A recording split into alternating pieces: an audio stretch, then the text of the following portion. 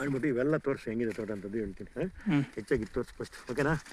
ನೋಡಿ ರೈತ ಬಂಧುಗಳು ನಮಸ್ಕಾರ. ನೋಡಿ ಇದು ಕೂಡ 1 ವರ್ಷದ ಮೇಲೆ ಆಗಿದೆ ಗಿಡ. ನೋಡಿ ಆಲ್ರೆಡಿ ಕಾಯಿಗಳು 2-3 ಬಿಟ್ಟಿದೆ. ಬಟ್ ಏನಂದರೆ ಇಲ್ಲಿ ಇವರು ಇಂಟರ್ ಕ್ರಾಪ್ ಹಾಕಿರೋದ್ರಿಂದ ಅದು ಬೆಳೆ ಕುಂಠಿತ ಕಡಿಮೆ ಆಗಿದೆ. ಈಗ ಅವರೇ ಗಿಡ ಇರೋದ್ರಿಂದ ಇಲ್ಲಿ ಸ್ವಲ್ಪ ಸುತ್ತಲೂ ಅವರು ಬಿಡಬೇಕಾಗಿತ್ತು. ಬಟ್ ನಮ್ಮ ರೈತರಿಗೆ ಪಾಪ ಅದು ಅನುಭವ ಇಲ್ಲ.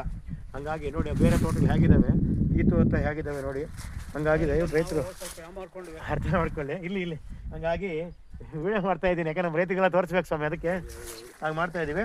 ಬಟ್ ಇರೋದೆಲ್ಲ ಗಿಡ ಚೆನ್ನಾಗಿದೆ. ಬಟ್ ಏನಾಗಿದೆ ಇಲ್ಲಿ ಅಂತಂದರೆ ಇಲ್ಲಿಗೆ ಸ್ವಲ್ಪ ಈ ಸುತ್ತಲೂ ಒಂದು 3-4 ಕಡೆ ಬಿಡಬೇಕಾಗಿತ್ತು. ಅವರು ನಮ್ಮ ರೈತರು ಹ್ಯಾಮಾರಿದ್ದಾರೆ. ಈಗ ಏನು ಸದ್ಯಕ್ಕೆ ಏನು ಮಾಡಬೇಡಿ, ಅದು ಬರಲಿ, ಅವು ಬಂದ್ಬಿಟ್ಟಿದೆ. ಹಾಗಾಗಿ ನಮ್ಮ ಡಾಕ್ಟರ್ ನಿತಿನ್ ಸರ್ ತಾನಿದ, ಅದಕ್ಕೆ ನಮ್ಮ ಡಾಕ್ಟರ್ ನಿತಿನ್ ಅಂತ ಹೇಳ್ಬಿಟ್ಟು ಅವ್ರದ್ದು ತೋಟ ಇದು.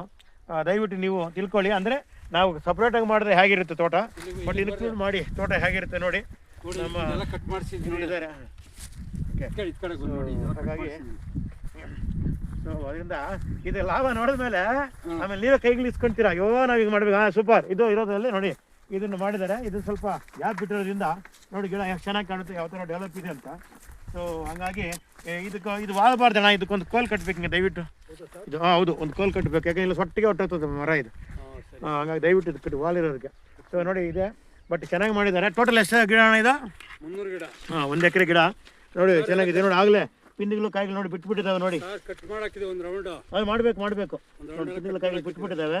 ಸೊ ಹಾಗಾಗಿ ಸಣ್ಣ ಗಿಡಗಳೆಲ್ಲ ಕಟ್ ಮಾಡಿಬಿಡಿ ಅಣ್ಣ, ಇಲ್ಲಾಂದರೆ ಇವ್ರಿಗೆ ಬರ್ತಾರೆ ಕಬಾಬ್ಗೆ ಬಿರಿಯಾನಿ ತಗೊಂಡು